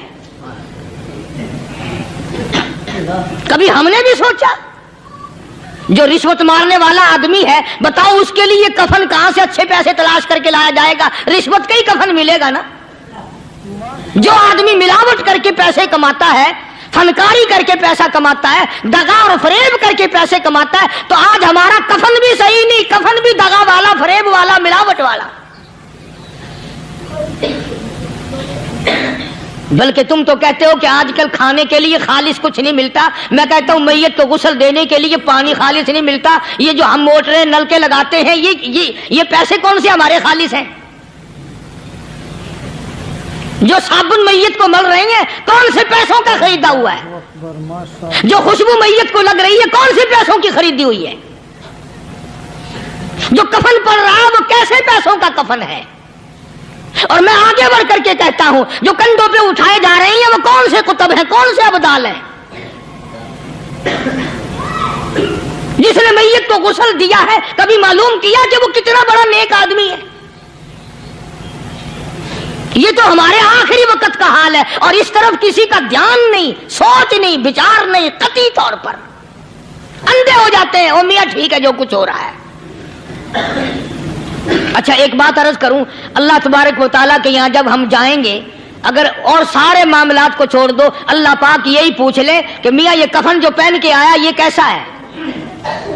یہ جو کفن پہن کے آیا یہ کیسا؟ ہم کیا جواب دیں گے؟ بادشاہ عالمگیر رحمت اللہ علیہ نے تھیلی پہ لکھ کر کے بند کر کے رکھ دیا، جب میرا انتقال ہو جائے، میری موت آ جائے، جب میں دنیا سے رخصت ہو جاؤں، جب میں دنیا سے چلا جاؤں، میرا آخری لباس جو میں نے ساتھ لے کے جانا ہے، وہ شادی کے جوڑے دنیا تیار کرتی ہے، سفر کے جوڑے دنیا تیار کرتی ہے، غیر ملکوں میں جانے کے لباس دنیا تیار کرتی ہے، ادھر ادھر جانے کے لیے، تقریبوں میں جانے کے لیے جوڑے لباس پوشاک دنیا تیار کرتی ہے. اور میں کہتا ہوں لوگوں، قبر کی پوشاک ہم کب تیار کریں گے؟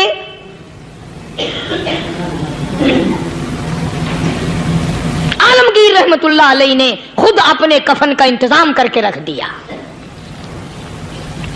ہمارے گھروں میں تو اگر کفن کا ذکر کرو تو گھر والے بھی منہ بنائیں گے، چھوڑو تم نے کفن کی باتیں بنانی شروع کر دی ابھی سے ہی. اور ایک اور عرض کروں، کفن بھی مقدر والوں کو ملتا، کئیوں کو ملتا ہی نہیں. کفن نہیں ملتا، قبر نہیں ملتی، نماز جنازہ نہیں ملتی، غسل نصیب نہیں ہوتا. مقدری سودے ہیں، نہ یہ دولت سے بات بنتی ہے، اور نہ یہ اقتدار سے بات بنتی ہے، اور نہ یہ سرمایہ سے بات بنتی ہے. یہ تو تقدیروں کے مسئلے ہیں جو مالک نے اپنے ہاتھ میں رکھا ہے. جناب رسول کریم سب کہہ دو صلی اللہ علیہ وسلم کے سگے چچا اللہ غنی جنگ احد ہے،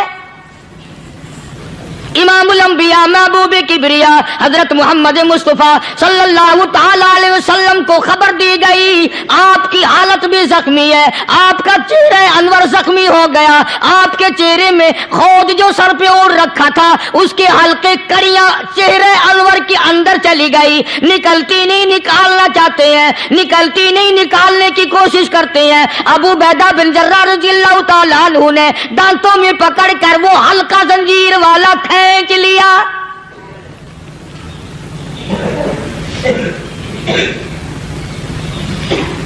अल्लाहु गनी, उधर खून का फुवारा छूटा, खून का फुवारा छूटा। अल्लाह अर्शे इलाही से आवाज आई, जिब्रील। पल झपकने के बराबर जिब्रील सारी दुनिया का निजाम तय कर सकता है। तवज्जो, अल्लाह ने आवाज दी, जिब्रील। अर्ज किया, हुजूर। फरमाया, याद रख, अगर मेरे महबूब का खून जमीन पे गिर गया तो फिर तू जिब्रील काएगा। सिदरतुल मुंतहा से सेकंड तो बड़ी चीज होती है, पल झपकने से पहले जिब्रील ने आकर उस खून को संभाला है। इतनी अजमत है सरकार मदीना सल्लल्लाहु अलैहि वसल्लम की, अल्लाह तबारक व तआला के यहां और हर पैगंबर की। इब्राहिम अलैहिस्सलातु वस्सलाम को मक्कत के बादशाह ने मंजनीक में बिठाकर यूं आग में फेंक दिया, उस मिंजनीक में से, पंगूड़े में से खलील निकल चुका। आवाज आई, जिब्रील। जवाब मिला, हुजूर, कि मेरा खलील को क्या हुआ? हजरत जिब्रील को हुक्म हुआ, याद रख, अगर खलील का एक बाल भी जल गया तो तू जिब्रील किस काम का? अल्लाह तबारक व तआला के फरिश्ते ने पहले पहुंचकर आग पे पर बिछा दिए।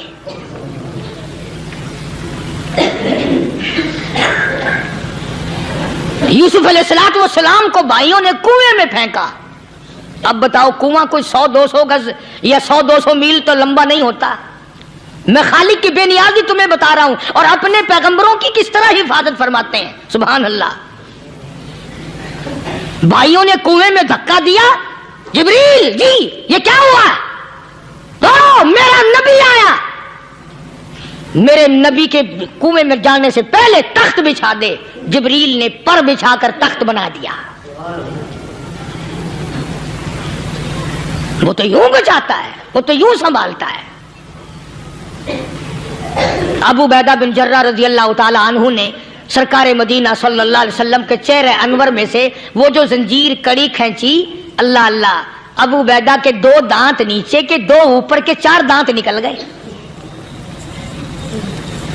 आज हमारे दांतों को कीड़े खा जाते हैं, खोखरें बन जाती हैं, निकल जाते हैं। अबू बैदा, तू कितना खुश नसीब जवान है, तेरे 4 दांत तो निकल गए, पर हुजूर सल्लल्लाहु अलैहि वसल्लम की तकलीफ को तूने दूर किया। यानी आका की खिदमत करते हुए अबू बैदा के दांत निकल गए। उधर अपनी तकलीफ है, इधर पता चला काली कमली वाले सल्लल्लाहु ताला अलैहि वसल्लम तेरे चाचा का हाल ठीक नहीं। सल्लल्लाहु अलैहि वसल्लम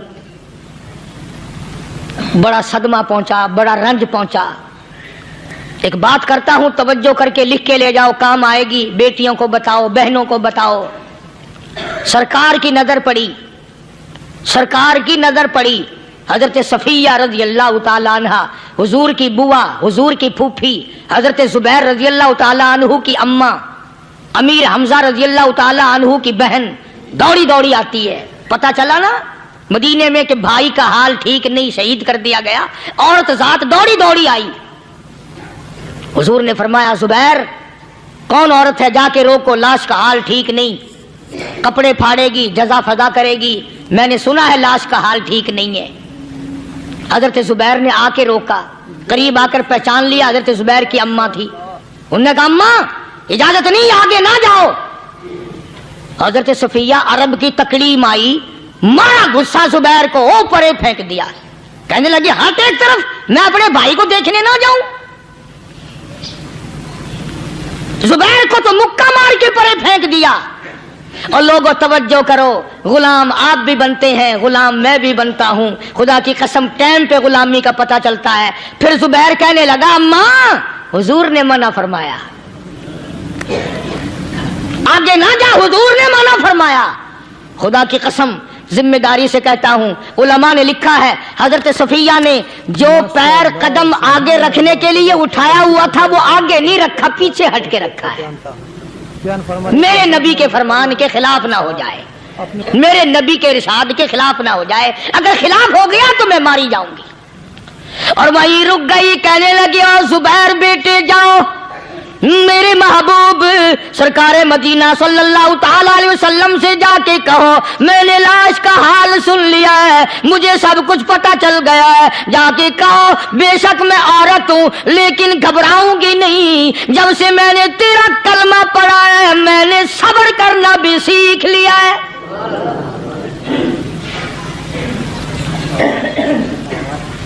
میں جدا فدا نہ کروں گی، میں کپڑے نہ پھاڑوں گی، میں رونا دھونا نہیں کروں گی۔ مدنی کریم صلی اللہ علیہ وسلم کو حضرت زبیر نے جا کے بتا دیا، میری اماں یوں کہتی ہے، فرمایا پھر بے شک اجازت ہے جائے۔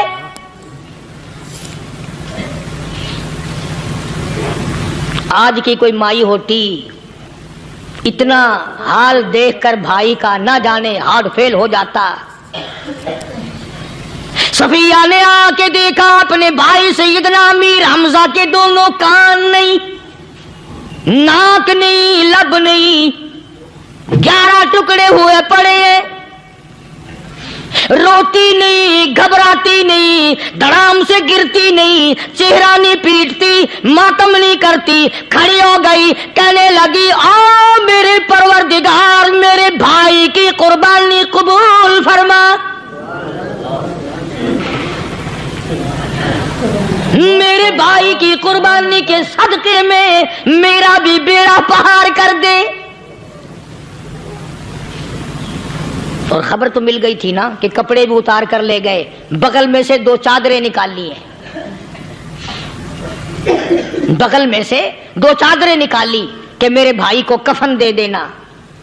یوں جو نظر پڑی ایک انصاری نوجوان رضی اللہ تعالی عنہ، وہ بھی ننگا پڑا ہے، کافر اس کو بھی شہید کر کے گر گئے۔ مسلمانوں ذرا اندازہ لگاؤ، یہ بھی مسلمان تھے، یہ بھی نبی کے عاشق تھے، یہ بھی دیوانے تھے، ایسے وقت میں بھلا ایسی بات کس کو سوجھے؟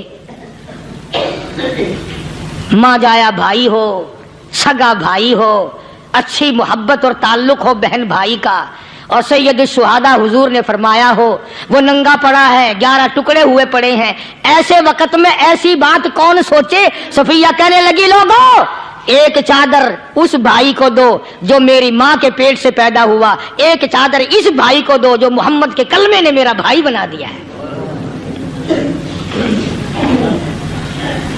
جو میرے نبی نے کے کلمے نے میرا بھائی بنا دیا ہے۔ کل قیامت میں خدا یہ نہ فرما دے صفیہ کفن دینے آئی، خیرات دینے آئی تو اپنے کو دے کے چلی گئی۔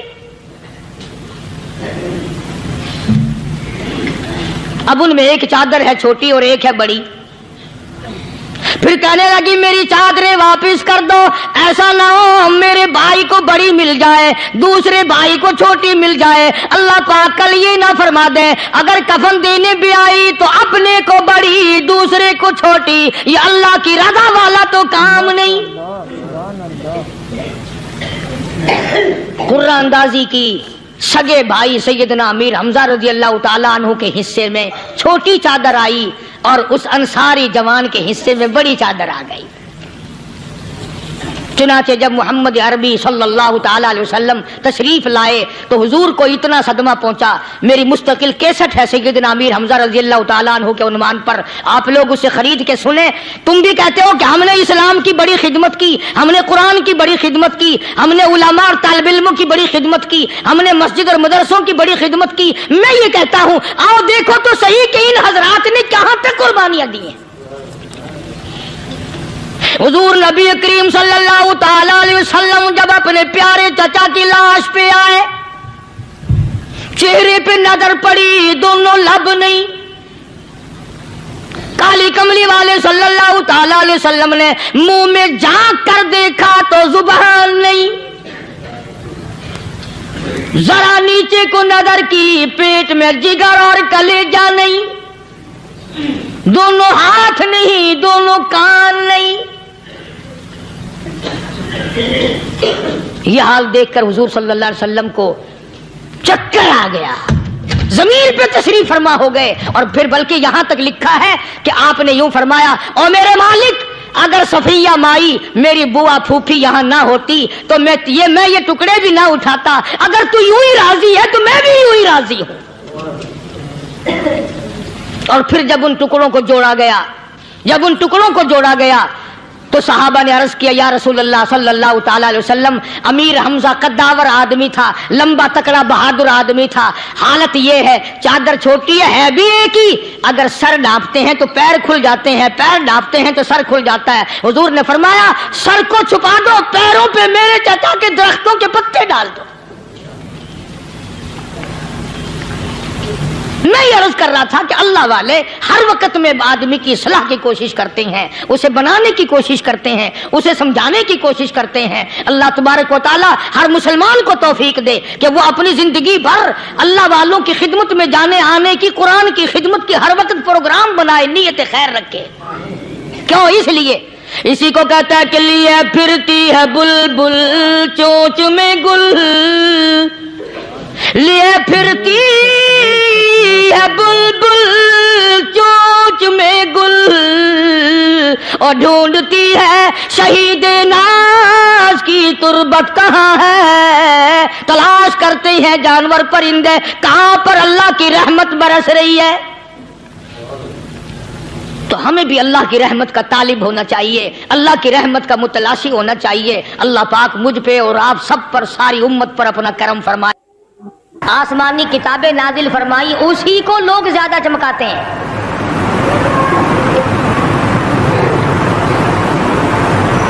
خدا اس بات کو گوارا ہی نہیں کرتا کہ میری طرف سے بغیر میرے اعلان کے کوئی ذرہ برابر اعلان کر سکے۔ وہ کسی قلندر کو، کسی ملنگ کو، کسی کو اختیار نہیں دیتا۔ جن کا خدا جیتا جاگتا، حی و قیوم، قائم دائم ہے، وہ تو ایسا ہے، اور جن کا خدا کبھی پیدا ہوتا ہے کبھی مر جاتا ہے، ان کی میں بات نہیں کرتا۔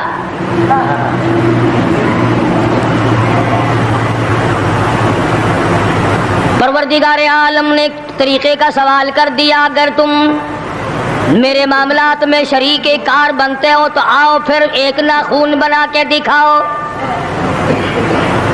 ایک بال بنا کے دکھاؤ، درخت کا ایک پتا بنا کے دکھاؤ، پتھر کا ایک روڑا بنا کے دکھاؤ، مٹی کا ایک ذرہ بنا کے میرے سامنے لاؤ۔ پروردگار عالم نے فرمایا، چلو تم سے گائے کیا بنواؤں گا، بھینس کیا بنواؤں گا، بکری کیا بنواؤں گا، زمین و آسمان تم کیا بناؤ گے، چاند سورج ستارے کیا بناؤ گے، انسان تو بنانا تمہارے بس کا کام کہاں ہے۔ لَن يَخْلُقُوا ذُبَابًا، تم مجھے مکھی کا ایک پر بنا کے تو دکھاؤ۔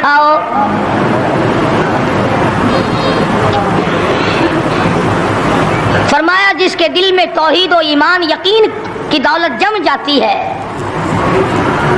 وہ لوگ تو دنیا ہی میں ایمان کا مزہ چکھتے رہتے ہیں، ایمان کی لذت آتی ہے۔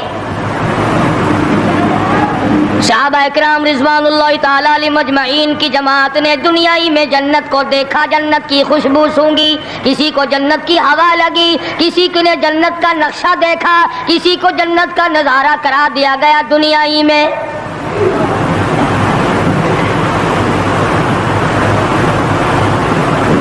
خوش نصیب تھے وہ لوگ جنہوں نے محنت سے اپنی آخرت کو بنایا، اپنی قبر کو بنایا، اپنی تمام تر زندگی میں کبھی بے فکری سے بسر نہ کی، رات کو سوچا، دن کو سوچا، صبح کو خیال کیا، شام کو خیال کیا۔ یہ ناپائیدار زندگی ہے، یہ ختم ہونے والی زندگی ہے، اس لیے مجھے دائمی زندگی کی کچھ تیاری کرنی چاہیے۔ ان لوگوں نے کمائی کی اور محمد کریم صلی اللہ تعالی علیہ وسلم کے ساتھ رہے، دنیا ہی میں ان کو جنت کے مزے آیا کرتے تھے۔ من عمل صالحا من ذکر او انثى وهو مؤمن فلنحيينه حياة طيبة محنت کرنی پڑتی ہے، تکلیف اٹھانی پڑتی ہے، پریشانی جھیلنی پڑتی ہے، جب جا کر کچھ کام بنتا ہے، استقامت کے ساتھ کام بنتا ہے، جہاد فی سبیل اللہ کے ساتھ کام بنتا ہے، گردنیں کٹانے سے کام بنا کرتا ہے، اپنی جانوں کا قیمہ بنوانے سے کام بنا کرتا ہے، پھونک مارنے سے نہ کبھی کام بنا اور نہ آج بن سکتا ہے۔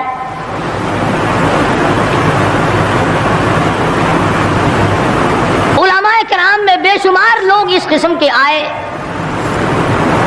جو استقامت کا پہاڑ ثابت ہوئے۔ ان میں سے بعض نے یہ لکھا ہے کہ بعض مرتبہ کھانے میں ایسا مزہ آتا تھا جیسے جنت کے کھانے کا مزہ آتا ہے۔ شاہ عبد الرحیم صاحب رائے پوری رحمہ اللہ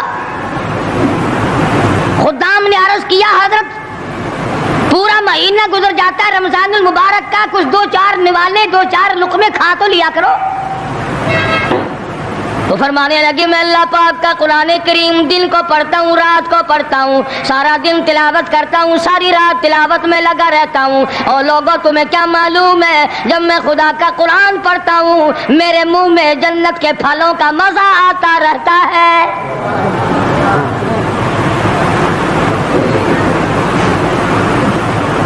صحابی ہے مدنی کریم صلی اللہ تعالی علیہ وسلم کا، احد پہاڑ کی طرف جا رہا ہے، ایک دوسرا صحابی سامان لے کے لینے کے لیے واپس آ رہا ہے، وہ جانے والا پوچھتا ہے کدھر چلا، کہتا ہے مجھے فلانا کام ہے، پوچھا تم کہاں چلے، کہتا رب ذوالجلال کی قسم احد پہاڑ سے جنت کی خوشبو آ رہی ہے۔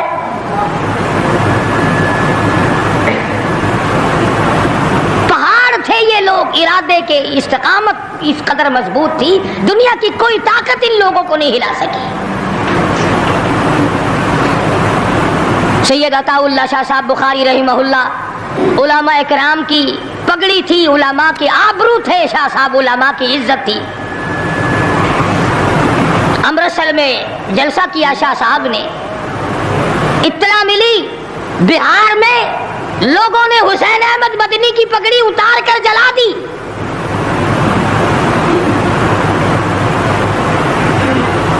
بخاری نے جلسہ کیا، لوگوں نے جستجوانہ نگاہوں سے دیکھا کہ آج بخاری سٹیج پہ ننگے سر کیوں آیا۔ فرمایا ہاں ہاں جو کچھ نگاہوں سے پوچھ رہے ہو سمجھ گیا ہوں، تم یہی کہتے ہو نا کہ میں ننگے سر کیوں آیا ہو، جب حسین احمد کی پگڑی تم نے اتار دی، بخاری اوڑھ کر آنے والا کون ہوتا ہے؟ آج تک دیکھو ان بہاریوں کو تم کہاں کہاں یہ دھکے کھاتے پھرتے ہیں۔ مولانا حسین احمد مدنی رحمت اللہ علیہ کی پگڑی اتاری، پیروں کے نیچے بلی اور جلا دی، داڑھی میں شراب پھینکی، بے عزتی کی، پتھر مارے۔ جو سب سے آگے تھا صبح کو تالاب میں نہانے گیا، پیر اوپر ہے سر نیچے ہے، لوگ کہنے لگے بلے بلے اتنا لمبا سانس، بہت دیر ہو گئی۔ جب آدھا دن گزرا لوگوں نے جا کے دیکھا حضرت دنیا سے تشریف لے جا چکے تھے، وہ مر چکا تھا، پاؤں اوپر سر پانی میں ڈوب کے مر گیا۔ اس طرح سے غرق کیا خداوند عالم نے، کیا میرے ولی کی توہین کرنے والوں تم بچ کے نہیں جا سکتے۔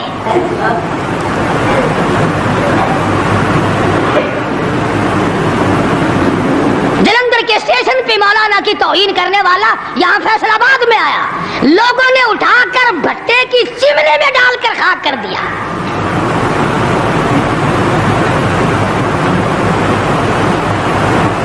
اللہ والوں کی توہین بشرطے اللہ والا ہو، ڈھنگ والا نہ ہو، فریب والا نہ ہو، ٹھگی والا نہ ہو، کتے بلی والا نہ ہو، اللہ والا ہو، خدا اس کا انتقام لیتا ہے۔ کلکتے میں مولانا ابوالکلام آزاد رحمہ اللہ کی بیگم بیمار ہے، مولانا ابوالکلام آزاد رانچی جیل میں ہے، बेगम आजाद ने खत लिखा, इत्तला दी मैं बड़ी शदीद बीमार हूँ, ऐसा मालूम होता है मेरा आखिरी वक्त है, मुझे आकर के मिल जाओ, बड़ी जल्दी है, मेरी बड़ी तमन्ना है, बड़ी आरज़ू है। मौलाना ने जवाब दे दिया, अगर तेरा आखिरी वक्त करीब है, कलमा पढ़ती चली जा, इस्तिग़फ़ार करती चली जा, कुरान करीम की तिलावत करती करती रुखसत हो जा, अल्लाह अल्लाह करती रुखसत हो जा। मैं तुझसे मिलने के लिए अंग्रेज जालिम के सामने जमानत की भीख मांगने को तैयार नहीं।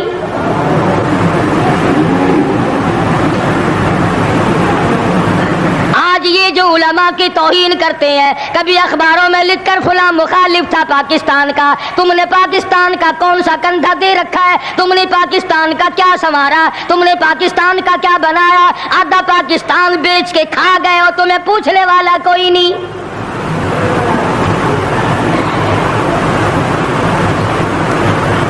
मौलाना अबुल कलाम आजाद रहीमहुल्लाह ने जवाब दे दिया, वो ऐसे खुददार लोग थे, वो ऐसे अल्लाह वाले लोग थे कि उन्होंने जालिम के सामने जमानत की भीख मांगने से इनकार कर दिया।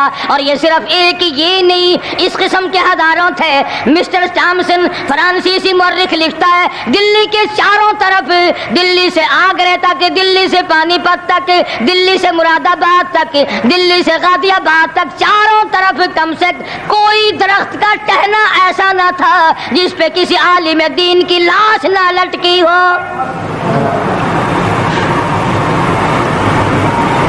और चूरी खाने वालों तुम्हें क्या पता है, पाकिस्तान को भून भून कर खाने वालों तुम्हें क्या पता है, पाकिस्तान की कौम का चमड़ा उधेड़ने वालों तुम्हें क्या मालूम है, पाकिस्तान की आबरू बर्बाद करने वालों तुम्हें क्या मालूम है, पाकिस्तान की इज्जत को तबाह करने वालों तुम्हें क्या मालूम है कि उलमा इकराम का क्या किरदार है। 400 अरबी मदरसे थे दिल्ली के चारों तरफ, एक भी तालिब इल्म बाकी ना रहा, ना नाजिम को रहा, ना मोहतमिम रहा। तमाम के तमाम पढ़ने वाले, पढ़ाने वाले, असातिज़ा भी, तालिब इल्म भी, तमाम के तमाम अंग्रेज जालिम से टकरा कर शहीद हो गए।